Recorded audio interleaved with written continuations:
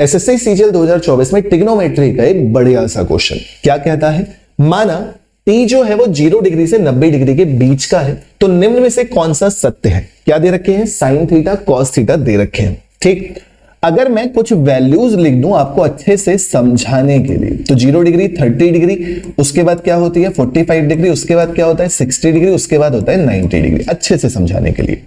तो अगर मैं यहां पे साइन की वैल्यू लिखूंगा तो 0 1/2 1/√2, उसके बाद √3/2 और उसके बाद 1।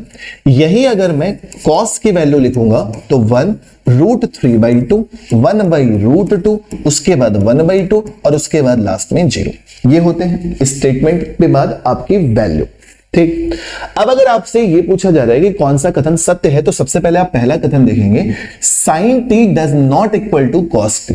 साइन टी कॉस टी के बराबर नहीं है जब टी बराबर 45 है। तो टी बराबर 45 ये है, यहां तो साइन टी और कॉस टी बराबर है, इसका मतलब पहला स्टेटमेंट हो गया गलत। ठीक, दूसरे स्टेटमेंट को चेक करेंगे कि साइन टी जो है वो कॉस टी से बड़ा है जब थीटा जो है या टी जो है वो 45 डिग्री से छोटा है।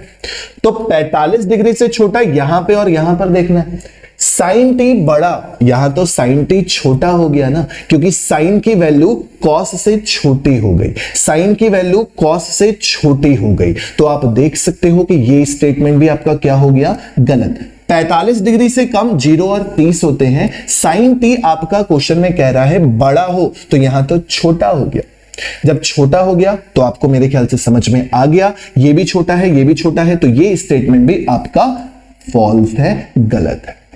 तीसरा स्टेटमेंट क्या है कि साइन टी कॉस टी से छोटा है जब टी 45। हाँ, ये वाला सही है। साइन देखो यहां पे भी छोटा है, यहां पे भी छोटा है। 45 डिग्री से कम एंगल की बात हो रही है, याद रहे जब 45 डिग्री से कम एंगल की बात हो रही है तो देखो साइन यहां पर भी छोटा है, साइन यहां पर भी छोटा है, तो ये स्टेटमेंट आपका सही है।